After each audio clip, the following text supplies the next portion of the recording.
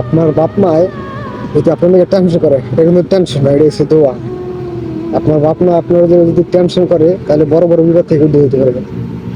আমার এক বন্ধু এক ফকিন্নি রাস্তা লেগে নিজের জীবনটা তিলে তিলে শেষ করে দিতে আছে। বাপ মার কথা একবারও চিন্তা করে না, ওই ফকিন্নি রাস্তা লেগে তোর জীবনটা শেষ করে দেয়। তুই যদি অসুস্থ হসপিটালে যাস, তোর তো ওই ফকিন্নি রাস্তা এই টোকা একবার দেখতে হইবে না, সবার আগে তোর বাপ মাই দৌড়িয়ে যাবে। এরকম টোকা এরকম ফকিন্নি রাস্তা কত আইবো যাইবো, এরকম টেনশন নাই। মায়ের মুখের দিকে একবার তাকা, দুনিয়ার সব শান্তি পাওয়া যাবে। আমার দুটো বন্ধুর আম্মা নাই, তারা মারা গেছে যখন আমরা ক্লাস 10-এ পড়ি।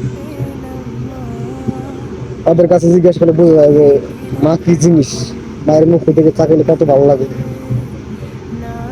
তো টোকা এরকম ফকিন্নি বাচ্চা কত যাইবে আইবো যাইবো, এরকম চিন্তা করে লাভ নেই। তোর যদি একবার একটা কিছু হয়ে যায়, তাহলে তোর বাবা মার কথা একবার চিন্তা করে দেখ, তোর বাবা মার কি হইবে। এরকম টোকাই বাচ্চার লেগে কোনো টেনশন লাভ নেই। আরে বেড়া।